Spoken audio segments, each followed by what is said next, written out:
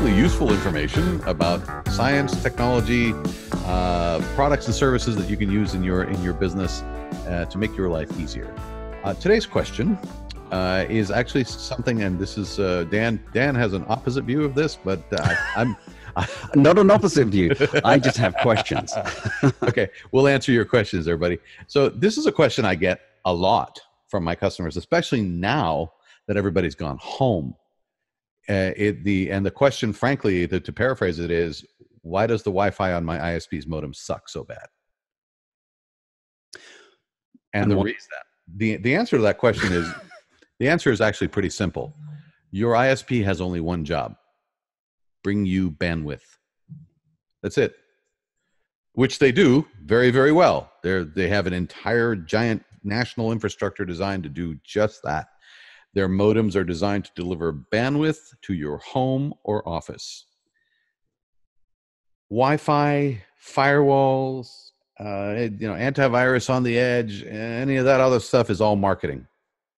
It's me too, and it's provided to you on a best effort basis. Maybe. They don't, when you have these modems manufactured, they don't put as much money into the Wi-Fi circuitry or anything, or the firewall circuitry. Where they put the money in is the modem and data transmission circuitry, which works sometimes for years without interruption, right? So that's where the money is put. Everything else is just plain marketing. And so people say, well, I don't need to get my own router. I've got Comcast Xfinity or Sonic or AT&T or any of the main players in the marketplace, and they all bring their modems which have Wi-Fi on them, and they all try to connect to them, and they all randomly drop.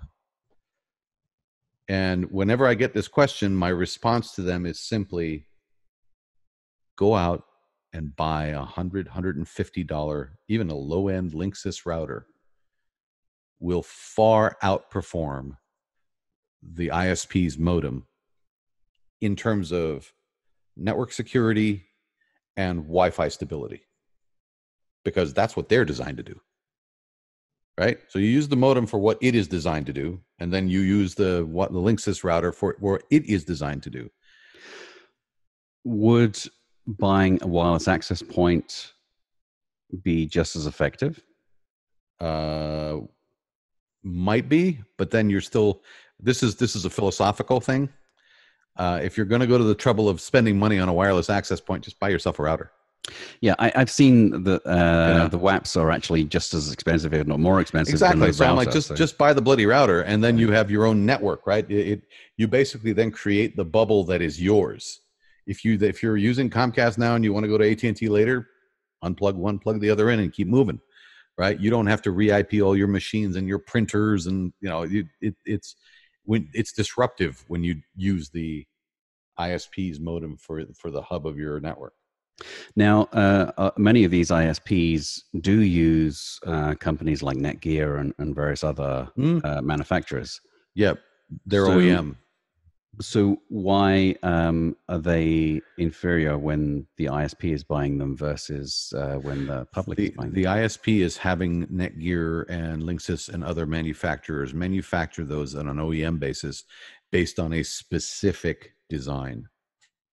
Yes, the outside looks the same as what you can buy over at Central Computers or Fry's or wherever you're going, but the insides are different.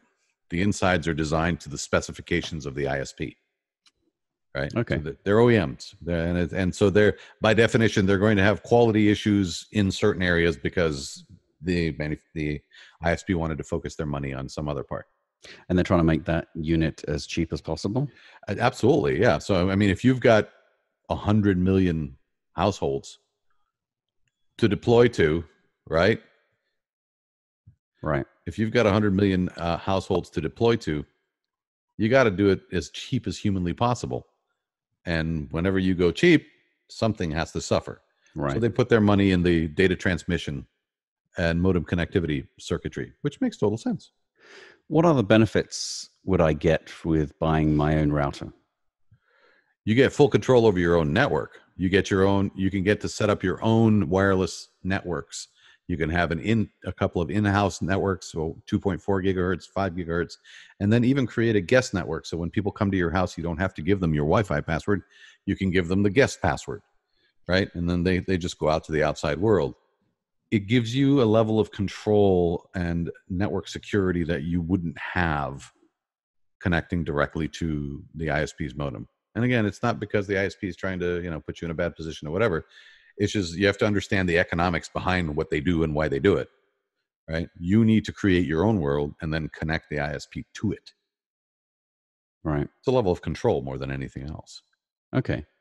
What about the firewall? Is that better on my own router compared to the ISPs? There are no firewalls on the ISP modems. And they say there are, but there isn't really. It's not very configurable. It requires them to be able to do stuff on the back end if you want anything special done. Simple things like port forwarding and stuff like that. If you've got a static IP or you're doing gaming or whatever, it's just easier to have your own firewall that you control. You can go in, it's imminently configurable, and that gives you the level of control. And then again, if you don't like that bandwidth provider, kick them to the curb and get another one. You don't have to reconfigure everything. So before everyone freaks out, there is a firewall on your ISP's router. It's just there is. It's just not as configurable. It's not as configurable, and it's really not designed for what you think a firewall should do. Right. It is designed to protect against like denial of service attacks and certain intrusion attacks, but that's about it. It's not going to be at the same level as your own router, and having them layered gives you an extra layer of security. So it makes it even harder to get to you. So here's the thing that was a hot topic. Here he comes. Yeah, here we go. What do you think of mesh networking? I don't like them. I know you like them. I know you like them, and it's funny. And this is one of those things where it's about experience, and your experience has actually been very good. Everywhere I've put mesh network devices in, I've had to go back in and replace them. So if I could come up with a use case, the use case with mesh networking is where there is no network infrastructure. Like cables. Cables good. You don't have structured cabling. Yeah. So you can't run a cable to a wireless access point for whatever reason. Right. Maybe it's a historical building. Maybe it's a home and you don't want to rip up the walls. There could be a number of reasons. That in those cases, mesh networking, in my experience, has worked very well as long as you place those access points within great signal connection to the other access points. It's never going to be it's never going to be as good as a cabled connection. Never. You should always use a cable connection if you have that option. Yeah. In fact, what one of the clients I had to deal with recently was over here in Woodside in a very large home, and it belonged to a gentleman who's a venture capitalist who was one of the original investors in the Eero product. And we had to replace everything because it just wasn't working for him in his house. And he was really disappointed because he likes that product. And I'm not saying they're bad products. It's just that you have to understand the use case for the thing you're buying. Just because it says on the box, it will do X, Y, and Z. It doesn't ever say it will do X, Y, and Z, except for no. Right? You need to know that, or ask somebody. And as a disclaimer, I've only ever had good things about Eero. Yeah. See, again, it's so Eero as a company, in my experience, has worked very, very well in a specific use case. Yes. You can actually use the Eero as a cabled wireless access device. And I've used that in that instance as well, where a company already had an Eero. Yeah. And you can run cables to it. Exactly. And it works flawlessly. Always use a cabled wireless access point if you have the option. If you don't, in my opinion, you can look at mesh. Agreed. And the placement, again, this is wire. I think a lot of people think that wireless is somehow either sexy or magical. It is neither of those things. It's just a weak radio signal. Yeah. Right. And it's with emphasis on the word weak. So you really do need to understand where you're putting things and what your distribution radius is. And what your walls are made of. Exactly. If your walls are made out of wallboard and wood, The signal will power through. If, however, you've got brick, reinforced concrete, or stucco with a wire mesh on the underlayment, you're screwed. Yeah. It's not You're in a going to Faraday work. cage. Okay? Yes, exactly. And it's just you have to understand the situation, and I think there's been, because of marketing, Wi-Fi has become this thing, right? It's awesome. It's just a weak radio signal that is a nice convenience to have. If you set it up correctly, you'll never have trouble with it. Right. If you slap it into a location without giving thought to how the radio signals will propagate, you will have constant problems. So that's, but having said that, it's never been a situation where even properly placed an ISP's modem Wi-Fi connection has been stable enough for my customers to use. I've always had to replace them, to put in another router. So before we wrap up, could you tell me a little about, here all these acronyms like N, AC with numbers, and now there's 6. Yeah, Wi-Fi 6. What does all that mean, Ramin? So a lot of that has to do with the frequency at which the communications, the devices communicate with the wireless access point. And there's 2.4 gigahertz, which is the longest available set of frequencies. And I think G was 2.4 as well, but N brought it up to, it's still 2.4. I don't know what the throughput is for N, but that's the most recent connectivity capability on devices. Cutting edge stuff now is Wi-Fi 6. Yeah, and so it's about bandwidth, right? Bandwidth, throughput, and ability to have. It increases the ability of multiple connections, right? Right. In a high density environment, you want a wireless access point that says, you got 50 people, I don't care. But if you get yourself a cheap wireless access point and you try and have 50 people hammer at it, it'll fall over on its knees. It just will. It's not designed to do that.